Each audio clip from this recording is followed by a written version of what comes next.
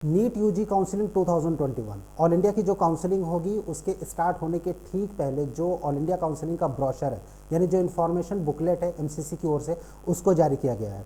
क्या चेंजेस हैं इस बार एमसीसी की काउंसलिंग में? काउंसलिंग 4 राउंड की होगी और इसके साथ साथ जो बीएससी नर्सिंग है सेंट्रल इंस्टीट्यूशंस की उनकी भी काउंसलिंग एमसीसी के थ्रू यानी ऑल इंडिया कोटा के थ्रू होगी। कौन लोग पार्टिसिपेट कर सकते हैं प्लस फर्स्ट राउंड में और सेकेंड राउंड में जब आपका अलॉटमेंट होगा उसके बाद क्या नए रूल्स और रेगुलेशन एमसीसी ने जारी किए हैं उसके बारे में कंप्लीट डिटेल आपको बताएंगे। प्लस इसके साथ साथ कौन कौन से ऐसे इंस्टीट्यूशंस हैं जिनकी की काउंसलिंग ऑल इंडिया कोटा के थ्रू होने वाली है, कितने % का रिजर्वेशन होगा, जो बीएससी नर्सिंग के कोर्सेज हैं सेंट्रल इंस्टीट्यूशंस हैं वो कौन कौन से हैं, किन कॉलेजेस में, और जो काउंसलिंग का प्रोसेस है बीएससी नर्सिंग का वो कैसे होगा, कौन कौन बीएससी नर्सिंग के लिए पार्टिसिपेट कर सकते हैं। जम्मू कश्मीर जो कि हमेशा से ही ऑल इंडिया काउंसलिंग से बाहर रहता था लेकिन इस बार क्या उसको शामिल किया गया है, क्या बीएससी नर्सिंग में जम्मू कश्मीर के स्टूडेंट्स को अलाउ किया गया है, क्या क्वालिफिकेशन होनी चाहिए, प्लस नीट में कितने मार्क्स आपके होने चाहिए ताकि आप इस काउंसलिंग में पार्टिसिपेट कर सकें। एमबीबीएस और बीडीएस के लिए एमसीसी के इस काउंसलिंग में यानी जो ऑल इंडिया कोटा की काउंसलिंग होती है इसमें क्या एक्सपेक्टेड कट ऑफ भी रहने वाला है, इसके बारे में भी थोड़ा बहुत आइडिया हम आप लोगों को जरूर देंगे इस वीडियो में। आप मेडिका विंग के साथ बने रहिए, बहुत ही इंपॉर्टेंट डिस्कशंस आप लोगों के साथ करने वाले हैं। एमसीसी का जो ब्रोशर आया है, जो चेंजेस आए हैं, प्लस रूल्स क्या कहता है ऑल इंडिया कोटा की काउंसलिंग में सेकेंड राउंड में अगर आपको कॉलेज मिलता है देन क्या करना है। बहुत सारे डाउट्स हैं स्टूडेंट्स प्लस पेरेंट्स के पास कि सेकेंड राउंड में अगर हमें कॉलेज मिल जाएगा देन हम किसी भी राउंड में स्टेट के पार्टिसिपेट नहीं कर पाएंगे। क्या एक्चुअली में ऐसा है? अगर ऐसा है तो फिर क्या कहता है रूल, उसके बारे में कंप्लीट डिटेल इस छोटे से वीडियो में आप मेडिका विंग के साथ बने रहिए। चैनल अगर आप पहली बार विजिट कर रहे हैं आप इसको सब्सक्राइब जरूर कर दीजिए ताकि फ्यूचर के जो अपडेट्स हैं नीट 2021 की काउंसलिंग प्लस अलॉटमेंट को लेकर वो आपको नॉन स्टॉप मिलते रहेंगे। Hello and grand welcome to all of you again on your favourite NEET informative channel Medica Wing. This is Amit and you are watching Medica Wing YouTube channel. Guys जो MCC का brochure है अभी background में आप देख रहे हैं NEET UG MBBS BDS BSc nursing counselling. First time MCC के बुकलेट में बीएससी नर्सिंग को ऐड किया गया है क्योंकि ऑल इंडिया कोटा की जो काउंसलिंग होगी उसके थ्रू बीएससी नर्सिंग के कोर्सेज में भी एडमिशन होगा। लेकिन पार्टिसिपेटिंग इंस्टीट्यूशन कौन कौन से ऐसे कॉलेजेस हैं जहाँ पर बीएससी नर्सिंग की काउंसलिंग के लिए ऑल इंडिया कोटा और कितने % सीट के लिए करेगी फर्दर इस वीडियो में हम आप लोगों को बताने वाले हैं। राइट, सो ये ब्रोशर है, ये ब्रोशर रिलीज किया गया है, एमसीसी की वेबसाइट पर अवेलेबल है। काउंसलिंग 19 जनवरी से स्टार्ट हो रही है और लिंक एक्टिवेट कर दिया जाएगा 19 जनवरी को। फॉर्म कैसे भरना है एमसीसी का वो स्टेप बाय स्टेप गाइडलाइन हम आप लोगों के साथ जरूर शेयर करेंगे जैसे ही लिंक एक्टिवेट होगा। राइट, फिलहाल बात करते हैं ऑल इंडिया कोटा की काउंसलिंग को लेकर। इस ब्रोशर में A to Z complete detail दी गई है। अगर आप इस ब्रोशर को थॉरोली पढ़ लेते हैं देन आपके काफ़ी काम आने वाला है नीट यूजी की काउंसलिंग को लेकर। Right, deemed universities all India Kota, AIIMS, JIPMER, ESIC और उसके बाद एएफएमसी, कैसे क्या काउंसलिंग प्रोसेस होगा एमसीसी का आइए डिस्कस करते हैं फर्दर। सबसे पहले बात करते हैं ऑल इंडिया कोटा की। ऑल इंडिया कोटा में ये जो काउंसलिंग इस बार हो रही है ये 15% ऑल इंडिया कोटा की सीट्स यानी जितने भी स्टेट के गवर्नमेंट कॉलेजेस हैं उनकी जो 15% की सीट होती है उनके लिए काउंसलिंग होगी, प्लस 100% डीम्ड यूनिवर्सिटीज़ के लिए एम्स, जिपमर, सेंट्रल इंस्टीट्यूशन और सेंट्रल यूनिवर्सिटीज़ इनकी भी 100% सीट के लिए काउंसलिंग करेगी एमसीसी। यानी इन सभी स्टेट्स के लिए जो अलॉटमेंट होगा वो एमसीसी के थ्रू होगा। 85% का जो स्टेट कोटा होता है वो डिफरेंट स्टेट करेंगी यानी डिफरेंट स्टेट की जो काउंसलिंग अथॉरिटी होती है जिसका कि शेड्यूल डिफरेंट स्टेट्स में आ भी चुका है। आप लोग जिस स्टेट से बिलोंग करते हैं कई सारे स्टेट्स का स्टार्ट हो चुका है, जहाँ पे नहीं हुआ है वहाँ पे बहुत ही जल्दी नोटिफिकेशन रिलीज होने वाला है। राइट, अब एक पॉइंट जो है सेकेंड राउंड की काउंसलिंग का, कई सारे स्टूडेंट्स को लगता है इवन पेरेंट्स को भी लगता है कि ऑल इंडिया के सेकेंड राउंड में अगर हम पार्टिसिपेट करते हैं और अगर हमें कोई कॉलेज मिल गया देन हम स्टेट के जो सेकेंड राउंड होते हैं या फिर फर्दर राउंड्स होते हैं उसमें हम पार्टिसिपेट नहीं कर पाएंगे। गाइस ऐसा बिल्कुल नहीं है। सेकेंड राउंड में जो कॉलेज आपको ऑल इंडिया कोटा से अलॉट हुआ अगर आप उसे ज्वाइन कर लेते हैं यानी अगर आपने वहाँ पर एडमिशन ले लिया, एडमिशन लेने के बाद आप इनएलिजिबल हो जाएंगे। लेकिन अगर आपने एडमिशन नहीं लिया देन डरने की कोई बात नहीं है, आपकी जो सिक्योरिटी मनी है वो फॉरफिट होगा। कुछ लोग बोलते हैं कि आप वैकेट नहीं कर सकते, आप सीट छोड़ नहीं सकते। सीट आप तब नहीं छोड़ सकते जब आप एडमिशन ले लेंगे, लेकिन अगर आप एडमिशन नहीं लेते हैं तो फिर आपकी जो सिक्योरिटी मनी है जनरल के लिए 10,000, डीम्ड के लिए 2 लाख रुपीज़ और SC ST OBCs के लिए 5,000 की जो सिक्योरिटी मनी होती है वो फॉरफिट होगा अगर आप कॉलेज को छोड़ते हैं तो। यानी आपको अलॉट हुआ आपने छोड़ दिया, लेकिन एडमिशन लेने के बाद ना तो आप कॉलेज को छोड़ पाएंगे सेकंड राउंड की ऑल इंडिया कोटा की, और ना ही आप किसी दूसरे फर्दर राउंड की काउंसलिंग में स्टेट हो या फिर ऑल इंडिया कोटा का जो मॉपअप या स्टे वैकेंसी होता है इसमें आप पार्टिसिपेट नहीं कर पाएंगे। लेकिन कॉलेज आपको मिला, आप अगर नहीं जाते हैं तब आप पार्टिसिपेट कर सकते हैं, कहीं भी किसी प्रॉब्लम की बात नहीं है, राइट। ये ऑल इंडिया कोटा की बात होगी। अभी अगर हम फर्दर आगे बढ़ें इस ब्रोशर के हिसाब से कि 15% की जो काउंसलिंग है, राइट, ये जो 15% ऑल इंडिया कोटा की सीट्स होती है इसमें कौन कौन पार्टिसिपेट कर सकता है और किसके लिए काउंसलिंग होगी। Then open seats domicile free includes, यानी ये जो 15% की सीट्स होती हैं प्लस जो एमसीसी काउंसलिंग कर रही है ये कंप्लीटली डोमिसाइल फ्री है, यानी आपको डोमिसाइल सर्टिफिकेट की जरूरत नहीं है। आप किसी भी स्टेट से क्यों ना बिलोंग करते हो, आपको किसी भी तरह का डोमिसाइल सर्टिफिकेट देने की जरूरत नहीं है अगर आप ऑल इंडिया कोटा में पार्टिसिपेट कर रहे हैं तो। हाँ, जिपमर में जो इंटरनल कोटा होता है उसके लिए इंटरनल वेरिफिकेशन होगा, उसके लिए आपका जिपमर यानी जो पौंडीचेरी का एरिया है वहाँ से आपका बिलोंग होना बहुत ज़रूरी है। और एएमयू का जो इंटरनल कोटा होता है, जो एएमयू के रूल्स हैं उसके हिसाब से आपका एलिजिबिलिटी क्राइटेरिया कंप्लीट होना चाहिए अगर आप एएमयू के इंटरनल कोटा में पार्टिसिपेट करना चाहते हो तो। जिपमर के जो इंटरनल कोटा होता है प्लस एएमयू का जो इंटरनल कोटा होता है उसके लिए कंप्लीट गाइडलाइंस इसी ब्रोशर में फर्दर एनेक्चर के तौर पर दी गई है कि आपके पास क्या मिनिमम एलिजिबिलिटी होनी चाहिए। हम आपको यही सलाह देते हैं कि ये जो ब्रोशर है इसको आप एमसीसी की ओर से डाउनलोड कर लीजिए, इन्फॉर्मेशन बुकलेट के नाम पर है, आप इसको डाउनलोड कीजिए, इसको जरूर पढ़िएगा रजिस्ट्रेशन करने से पहले, काउंसलिंग में पार्टिसिपेट करने से पहले। ये जो काउंसलिंग है इसमें 15% ऑल इंडिया कोटा की सीट्स होगी एमबीबीएस और बीडीएस के लिए, एक्सेप्ट जम्मू एंड कश्मीर, यानी जम्मू कश्मीर के स्टूडेंट जो 15% की स्टेट की सीट होती है, यानी स्टेट कॉलेजेस के जो 15% गवर्नमेंट कॉलेजेस की सीट होती है जिसके लिए एमसीसी काउंसलिंग करती है, उसमें जम्मू एंड कश्मीर के स्टूडेंट्स एलिजिबल नहीं है। 100% MBBS BDS seat of BHU, BHU की जो 100% सीट्स हैं, बीएचयू की 100% सीट ओपन है, इसमें कोई भी पार्टिसिपेट कर सकता है और इस 100% सीट की काउंसलिंग एमसीसी करेगी। एम्स ओपन सीट 100% सीट की काउंसलिंग एमसीसी के थ्रू होगी, एम्स की।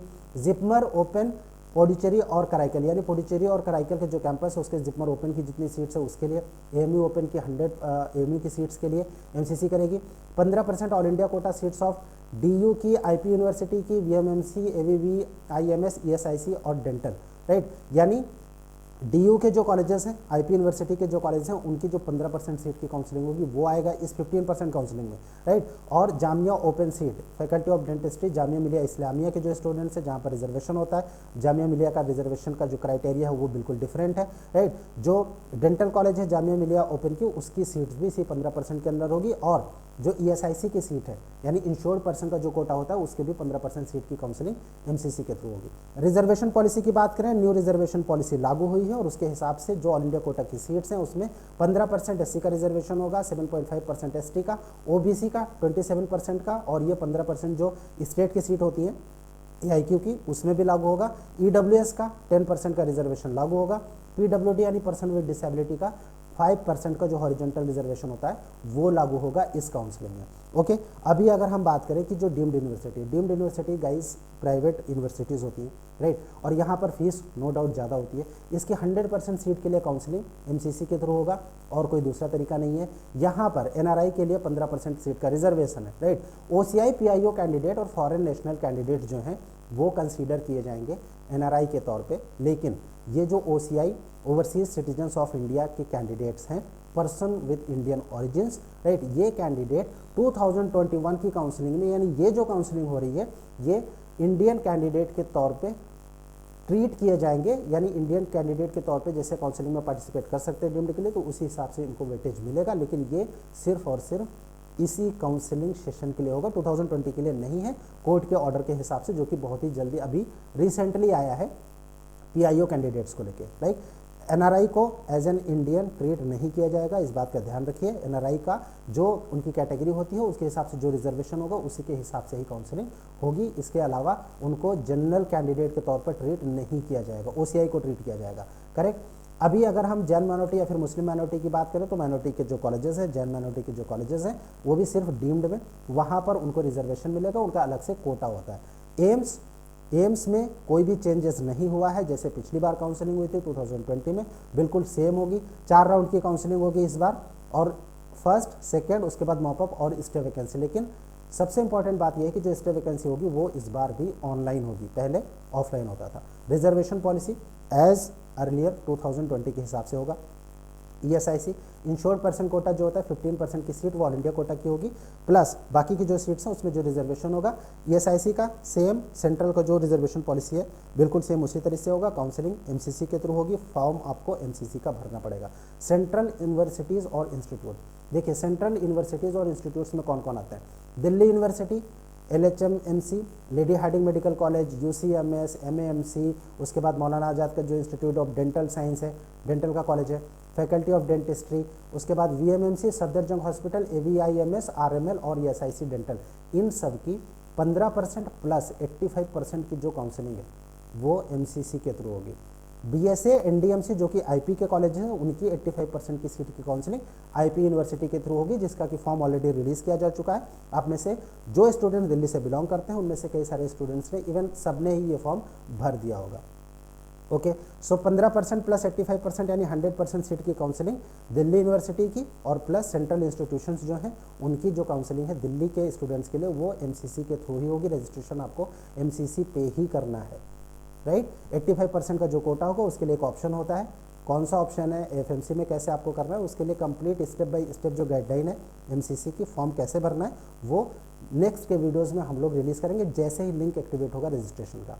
सेंट्रल इंस्टीट्यूट जो कि ministry of health and family welfare के अंडर में आते हैं, यानी VMMC सफदरजंग हॉस्पिटल और AVVIMS यानी जिसको कि आप RML हॉस्पिटल बोलते हैं, और ESIC का डेंटल कॉलेज है, इनका भी जो काउंसलिंग है वो MCC के थ्रू होगा। 15% ऑल इंडिया कोटा और 85% इंटरनल कोटा भी इसी के लिए होगा। इंटरनल जो कोटा होता है उसमें जो एलिजिबिलिटी है वो DU की जो एलिजिबिलिटी है बिल्कुल सेम होनी चाहिए, यानी 11th-12th आपका दिल्ली से होना चाहिए। आप अगर इस काउंसलिंग में पार्टिसिपेट करना चाहते हैं, यानी अगर आप उसके लिए एलिजिबल हैं, तो फिर आपका जो 11th-12th है वो दिल्ली से होना चाहिए। आप किसी और स्टेट से क्यों ना बिलोंग करते हो, आपका जो 11th और 12th का क्वालिफिकेशन मार्क्स है, जो क्राइटेरिया है वो दिल्ली के किसी एक स्कूल से होना चाहिए। अलीगढ़ मुस्लिम यूनिवर्सिटी, अलीगढ़ मुस्लिम यूनिवर्सिटी में 2 कोटा होता है, एक EMU इंटरनल सीट्स होती हैं, एक EMU ओपन सीट्स होती हैं, NRI seat, right. Open seat और NRI सीट जो होती है इसके लिए NRI candidate plus open seats के ऑल ओवर इंडिया के कैंडिडेट एलिजिबल हैं, लेकिन AMU की जो इंटरनल सीट होती है उसमें सिर्फ AMU के जो रूल्स एंड रेगुलेशन है, यानी AMU के जितने भी स्कूल्स या कॉलेजेस हैं वहाँ से जिन्होंने पिछले 3 साल तक 11th 12th 10th 12th ये सब पास किया है, सिर्फ वो कैंडिडेट अप्लाई कर सकते हैं। ऐसे कैंडिडेट जब MCC में अप्लाई करेंगे, MCC ये लिस्ट फॉरवर्ड करेगी MCC AMU के पास, AMU उसको वेरीफाई करेगा। वेरीफाई करने के बाद काउंसलिंग का जो प्रोसीजर है, यानी जो सीट मैट्रिक्स के आने के बाद जो सीट का प्रोसेसिंग होगा उसी के हिसाब से होगा, बिना वेरिफिकेशन के MCC अलॉट नहीं करेगी, राइट। BHU पहले ही बता चुके हैं 100% सीट जो है वो डोमिसाइल फ्री है, इसके लिए कोई भी अप्लाई कर सकता है। ओके, AFMC में पार्टिसिपेट करने के लिए आपको AFMC में रजिस्ट्रेशन नहीं करना, पहली बात आपको MCC पे करना है। MCC में एक ऑप्शन होगा AFMC पे आप अप्लाई करना चाहते हैं या नहीं, आप वहाँ पे जैसे ही क्लिक करेंगे आपका डेटा अलग से शॉर्टलिस्ट कर लिया जाएगा। जितने भी स्टूडेंट AFMC में अप्लाई करना चाहते हैं उनको सिर्फ MCC में रजिस्ट्रेशन के टाइम पे एक सिंपल सा क्लिक करना है, यानी आप AFMC में पार्टिसिपेट करना चाहते हैं, येस करना है। जैसे ही करेंगे आगे के फर्दर की प्रोसेसिंग करेंगे। काउंसलिंग का जो रजिस्ट्रेशन प्रोसेस है वो कंप्लीट होते ही इन सभी स्टूडेंट्स की लिस्ट को AFMC में फॉरवर्ड कर दिया जाएगा MCC की ओर से, और उसके बाद AFMC उन स्टूडेंट्स में से मेरिट के हिसाब से शॉर्टलिस्ट करके बाकी के जो फर्दर प्रोसेस होते हैं AFMC के कॉलेज में होते हैं वहाँ पर आपको बुलाया जाएगा। उसका क्या प्रोसीजर है उसके बारे में ऑलरेडी एक वीडियो रिलीज़ किया जा चुका है। जिपमर जो NRI की सीट होती है प्लस ओपन सीट होती है उसमें ऑल ओवर इंडिया के कैंडिडेट, राइट, और जो इंटरनल कोटा होता है उसमें डोमिसाइल सीट्स ऑफ पुडुचेरी और पुडुचेरी एंड कराईकल कैंपस, यानी पहले ही बता चुका हूँ कि जो पुडुचेरी के रहने वाले हैं वहाँ के स्टूडेंट्स इसके लिए एलिजिबल होंगे, राइट। अभी हम आगे बढ़ें और बात अगर करें BSc नर्सिंग की। गाइस पहली बार ऐसा हुआ है कि BSc नर्सिंग को जो सेंट्रल इंस्टीट्यूट्स हैं उनकी काउंसलिंग ऑल इंडिया कोटा के थ्रू होगी। रिजर्वेशन की हम बात करें तो यहाँ पर रिजर्वेशन वही सेम जो सेंट्रल का रिजर्वेशन है बिल्कुल सेम उसी तरीके से होगा, कोई भी चेंजेस नहीं है। लेकिन बहुत ही इंपॉर्टेंट बात यह है कि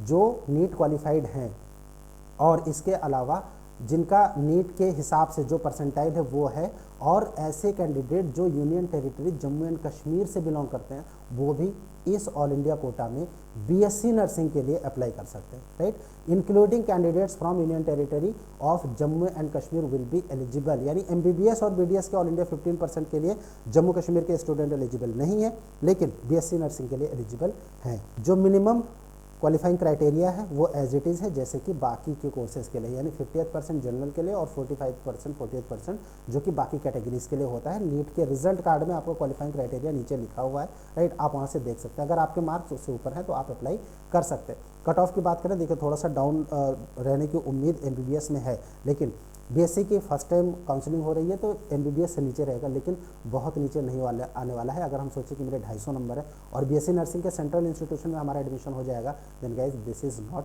पॉसिबल। ओके, यानी ऑल इंडिया कोटा में जो कट ऑफ है BSc नर्सिंग का ये ऊपर रहने वाला है। इंस्टीट्यूट कौन कौन से हैं? Ahilyabai college of nursing New Delhi, फिर सिर्फ फीमेल्स के लिए 15% की सीट, इसके लिए काउंसलिंग ऑल इंडिया कोटा करेगी, राइट। इसके अलावा जो 85% DU का कोटा होता है उसकी भी काउंसलिंग, यानी 100% seat of Ahilyabai college of nursing New Delhi, इसके लिए BSc नर्सिंग के लिए। College of nursing doctor Ram Manohar Lohia hospital New Delhi, females के लिए 100% नेशनल सीट ओपन है, राइट। और जो अहिल्याबाई मेडिकल ये नर्सिंग कॉलेज है यहाँ पर 15% ओपन स्टूडेंट्स के लिए है, प्लस 85% जो है वो दिल्ली के स्टेट स्टूडेंट्स के लिए है, राइट। उसके बाद Florence Nightingale college of nursing New Delhi 15% national plus 85% Delhi quota, सिर्फ फीमेल्स के लिए। College of nursing Lady Hardinge Medical College 100% national seat सबके लिए ओपन है, right. Rajkumari Amrit Kaur college of nursing नई Delhi 100% national seat only females के लिए। College of nursing Safdarjung hospital New Delhi 100% national seats open है सबके लिए, ओनली फीमेल कैंडिडेट, राइट। यानी ऑल ओवर इंडिया के कैंडिडेट इस 100% सीट के लिए अप्लाई कर सकते हैं, MCC के थ्रू होगा। College of nursing Banaras Hindu university Varanasi BHU के भी 100% नेशनल सीट्स के लिए, बोथ मेल एंड फीमेल, इसके लिए काउंसलिंग MCC के थ्रू होगा। यानी अगर आप BHU में जाना चाहते हैं नर्सिंग के लिए, देन आपको MCC के थ्रू ही अप्लाई करना पड़ेगा। Bhopal nursing college, Bhopal memorial hospital and research centre जो कि भोपाल मध्य प्रदेश में है, उसकी भी 100% नेशनल सीट्स के लिए both male and female apply कर सकते हैं, MCC के थ्रू काउंसलिंग होगी, करेक्ट। सो अगर आप BSc नर्सिंग करना चाहते हैं और BSc नर्सिंग इन सभी इंस्टीट्यूट से करना चाहते हैं, आपके नीट में मार्क्स अच्छे हैं, देन आप अप्लाई कर सकते हैं। बात करें PWD कैंडिडेट्स के लिए, कोई भी चेंजेस नहीं हुआ है, सर्टिफिकेट बिल्कुल वैसा ही चाहिए। बहुत सारे कैंडिडेट्स सर्टिफिकेट ऑलरेडी ले चुके हैं, जिन्होंने अभी तक नहीं बनवाया उनको यही सलाह दी जाती है कि एज सुन एज पॉसिबल जो 15 हॉस्पिटल हैं, इस बार 2 हॉस्पिटल बढ़ाए गए हैं, आप वहाँ पर जरूर विजिट कीजिए।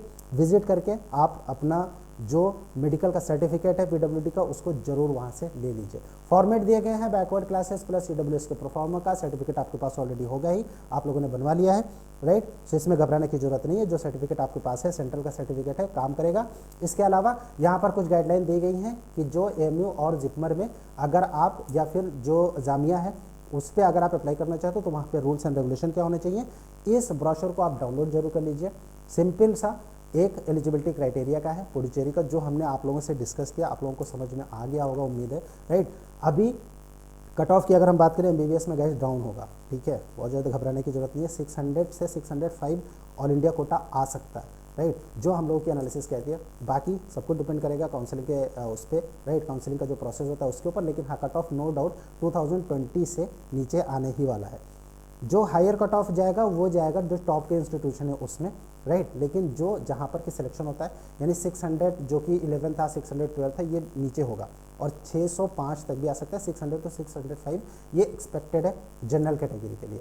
जो SC ST के कैटेगरीज हैं उसमें 10 से 15 नंबर का डिफरेंस आ सकता है, राइट। इसके अलावा कॉलेजेस आप लोग अप्लाई कर ही देंगे, आप जहाँ पे चाहते हैं, जिस भी इंस्टीट्यूट में चाहते हैं उसके हिसाब से आप अपनी चॉइस फिलिंग कर सकते हैं। चॉइस फिलिंग स्टार्ट होगी 20 तारीख से। और इसके अलावा कि जो फॉर्म है MCC का वो कैसे भरना है, स्टेप बाय स्टेप गाइडलाइन कैसी होगी, वो जैसे लिंक एक्टिवेट होगा, यानी आज की डेट में 19 तारीख को ही ये वीडियो अपलोड कर दिया जाएगा। आप मिडकमिंग के साथ बने रहिएगा। कंटेंट अगर पसंद आता है तो इसको शेयर जरूर कीजिए, लाइक कीजिए अपने दोस्तों के साथ, और साथ ही साथ चैनल को सब्सक्राइब जरूर कर दीजिएगा ताकि फ्यूचर के अपडेट्स आपको मिलते रहें। थैंक यू फॉर वॉचिंग मिडकमिंग, थैंक्स अ लॉट।